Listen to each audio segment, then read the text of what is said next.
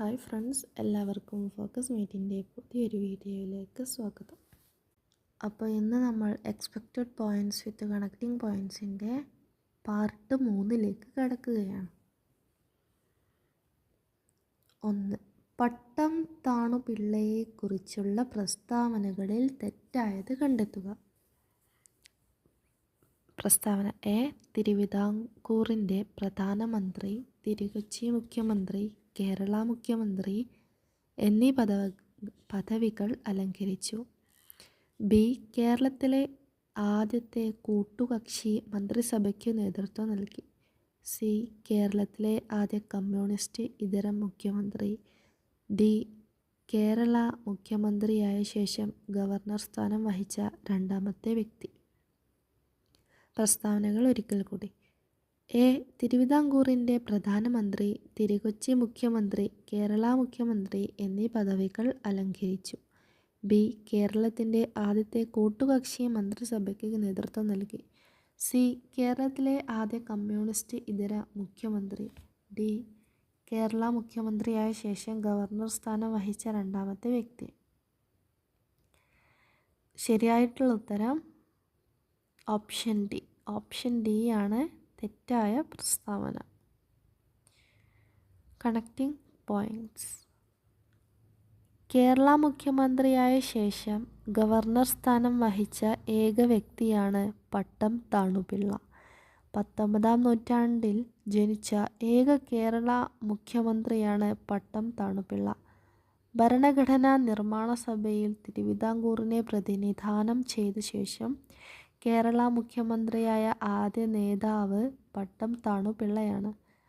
കേരള മുഖ്യമന്ത്രിയായ ഏക Praja socialist party നേതാവ് ഇദ്ദേഹമാണ്. കേരളത്തിലെ രണ്ടാമത്തെ മുഖ്യമന്ത്രിയാണ് പട്ടം താണുപിള്ള.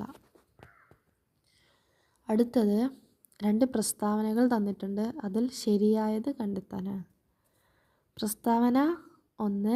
ആറ്റോമിക് എനർജി കമ്മീഷൻ നിലവിൽ വന്നത് 1948-ലാണ്.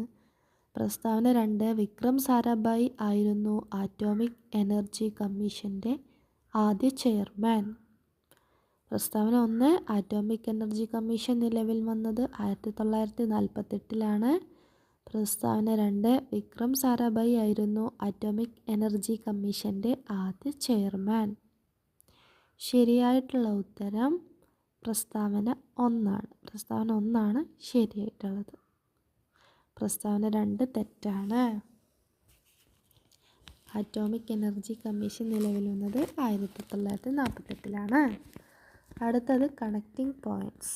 ഡോക്ടർ ഹോമി ജെ ഭാഭ ആണ് ആറ്റോമിക് എനർജി കമ്മീഷൻ്റെ ആദ്യ ചെയർമാൻ.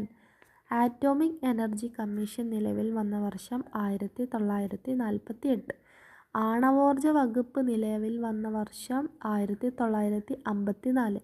ആണവ വൈദ്യുതി ഉൽപ്പാദിപ്പിക്കാൻ ഉപയോഗിക്കുന്ന പ്രധാന ധാതുക്കളാണ് യുറേനിയവും തോറിയവും. യുറേനിയം, തോറിയം എന്നിവ കാണപ്പെടുന്നത് ജാർഖണ്ഡ്, രാജസ്ഥാനിലെ ആരവല്ലി പർവ്വതനിരകൾ എന്നിവിടങ്ങളിലാണ്. അടുത്ത ചോദ്യം. ഇക്കൂട്ടത്തിൽ കരിവള്ളൂർ സമരത്തിലെ രക്തസാക്ഷി ആര്?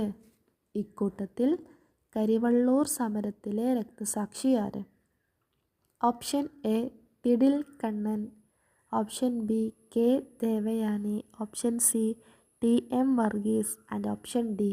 രാഘവൻ പിള്ള. ശരിയായിട്ടുള്ള ഉത്തരം option A. Thidil Kannan. Connecting points.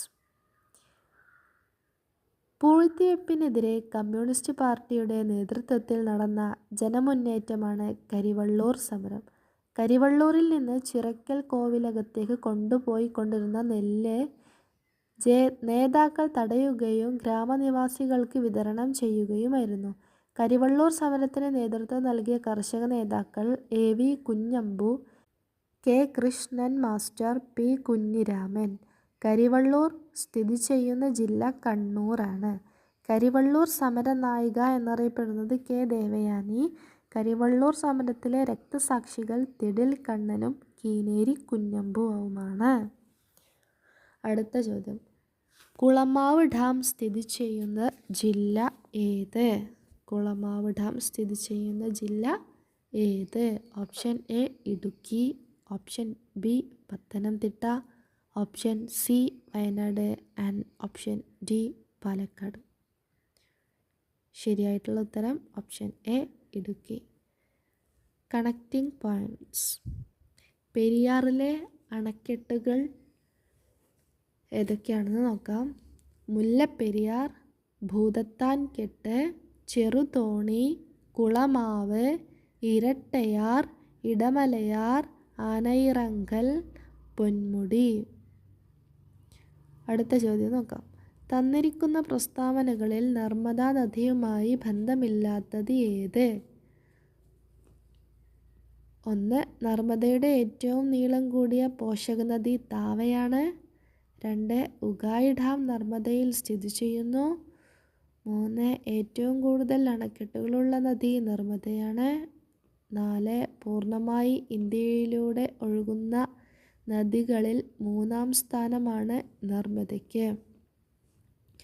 പ്രസ്താവനകൾ ഒരിക്കൽ കൂടി. 1. നർമ്മദയുടെ ഏറ്റവും നീളം കൂടിയ പോഷകനദി താവയാണ്. 2. ഉഗായി ഡാം നർമ്മദയിൽ സ്ഥിതി ചെയ്യുന്നു. 3. ഏറ്റവും കൂടുതൽ അണക്കെട്ടുകളുള്ള നദി നർമ്മദയാണ്. 4. പൂർണ്ണമായി ഇന്ത്യയിലൂടെ ഒഴുകുന്ന നദികളിൽ 3-ാം സ്ഥാനമാണ് നർമ്മദയ്ക്ക്. ശരിയായിട്ടുള്ള ഉത്തരം ഓപ്ഷൻ ബി, ഉഗായി ഡാം നർമ്മദയിൽ സ്ഥിതി ചെയ്യുന്നു എന്നതാണ് നർമ്മദാ നദിയുമായി ബന്ധമില്ലാത്ത പ്രസ്താവന. Connecting points. Ukai dam Tapti നദിയിലാണ് സ്ഥിതി ചെയ്യുന്നത്. നർമ്മദാ നദിയിലെ പ്രധാന അണക്കെട്ടാണ് സർദാർ സരോവർ. നർമ്മദാ നദിയിലെ ഉത്ഭവസ്ഥാനം മൈക്കല പർവ്വതനിരകളിലാണ്, മധ്യപ്രദേശിലെ. പടിഞ്ഞാറോട്ടൊഴുകുന്ന ഉപദ്വീപീയ നദികളിൽ ഏറ്റവും വലുതാണ് നർമ്മദ. മധ്യപ്രദേശിൻ്റെ ജീവരേഖ എന്നറിയപ്പെടുന്ന ഡക്കാൻ പീഠഭൂമിക്കും മാൾവ പീഠഭൂമിക്കും ഇടയിലൂടെ ഒഴുകുന്ന നദിയാണ് നർമ്മദ. പ്രാചീന കാലത്ത് രേവ എന്നറിയപ്പെട്ടിരുന്ന നദിയാണ് നർമ്മദ. അടുത്ത ചോദ്യം. കൃഷ്ണ നദിയെക്കുറിച്ചുള്ള പ്രസ്താവനകളിൽ ശരിയല്ലാത്തത് ഏത്? 1. കൃഷ്ണ നദീ തീരത്തെ ഏറ്റവും വലിയ പട്ടണം വിജയവാഡയാണ്. 2. അർദ്ധഗംഗ എന്ന കൃഷ്ണ നദി അറിയപ്പെടുന്നു. 3. ഏറ്റവും നീളം കൂടിയ രണ്ടാമത്തെ ഉപദ്വീപീയ നദിയാണിത്. 4. കൃഷ്ണ നദിയിൽ നിന്നും ബംഗളൂരു നഗരത്തിലേക്ക് കുടിവെള്ളം എത്തിക്കാനുള്ള പദ്ധതിയാണ് തെലുങ്ക് ഗംഗ പദ്ധതി. പ്രസ്താവനകൾ ഒരിക്കൽ കൂടി. കൃഷ്ണ നദീതീരത്തെ ഏറ്റവും വലിയ പട്ടണം വിജയവാഡയാണ്. 2. അർദ്ധഗംഗ എന്ന് കൃഷ്ണ നദി അറിയപ്പെടുന്നു. 3. ഏറ്റവും നീളം കൂടിയ രണ്ടാമത്തെ ഉപദ്വീപീയ നദിയാണിത്. 4. കൃഷ്ണ നദിയിൽ നിന്നും ബംഗളൂരു നഗരത്തിലേക്ക് കുടിവെള്ളം എത്തിക്കാനുള്ള പദ്ധതിയാണ് തെലുങ്ക് ഗംഗ പദ്ധതി. കൃഷ്ണ നദിയെക്കുറിച്ചുള്ള പ്രസ്താവനകളിൽ ശരിയല്ലാത്തത് ഓപ്ഷൻ ഡി ആണ് ഉത്തരം. Option D. Connecting points. Krishna നദിയിൽ നിന്ന് ചെന്നൈ നഗരത്തിലേക്ക് കുടിവെള്ളം എത്തിക്കാനുള്ള പദ്ധതിയാണ് തെലുങ്ക് ഗംഗ പദ്ധതി. പാതാളഗംഗ, തെലുങ്ക് ഗംഗ എന്നീ പേരുകളിലും കൃഷ്ണ നദി അറിയപ്പെടുന്നു. മഹാബലേശ്വരിലാണ് കൃഷ്ണ നദിയുടെ ഉത്ഭവം. കൃഷ്ണ നദിയുടെ നീളം 1400 കിലോമീറ്ററാണ്. തുംഗഭദ്ര, കൊയ്ന, ഭീമ, ഗൗഡപ്രഭ, മാലപ്രഭ, പാഞ്ച്ഗംഗ, മൂസി എന്നിവ കൃഷ്ണയുടെ പ്രധാന പോഷക നദികളാണ്. നാഗാർജുന സാഗർ, അലമാട്ടി എന്നിവയാണ് കൃഷ്ണയിലെ പ്രധാന അണക്കെട്ടുകൾ. അടുത്ത ചോദ്യം നോക്കാം. കിഴക്കോട്ടൊഴുകുന്ന ഉപദ്വീപീയ നദികളിൽ മാത്രം തിരഞ്ഞെടുക്കുക. കിഴക്കോട്ടൊഴുകുന്ന ഉപദ്വീപീയ നദികൾ മാത്രം തിരഞ്ഞെടുക്കുക എന്നാണ്. 1. ഗോദാവരി, 2. മഹാനദി, 3. കൃഷ്ണ, 4. സബർമതി, 5. ലൂണി. ശരിയായിട്ടുള്ള ഉത്തരം ഗോദാവരി, മഹാനദി, കൃഷ്ണ എന്നിവയാണ് കിഴക്കോട്ടൊഴുകുന്ന ഉപദ്വീപീയ നദികൾ. ഇനി കണക്റ്റിംഗ് പോയിൻറ്റ്സ് നോക്കാം. കിഴക്കോട്ടൊഴുകുന്ന ഉപദ്വീപീയ നദികൾ: 1. ഗോദാവരി, 2. മഹാനദി, 3. കൃഷ്ണ, 4. കാവേരി. പടിഞ്ഞാറോട്ടൊഴുകുന്ന ഉപദ്വീപീയ നദികൾ 1 Narmada, 2 Tapti, 3 Sabarmati, 4 Luni. Thanks for watching.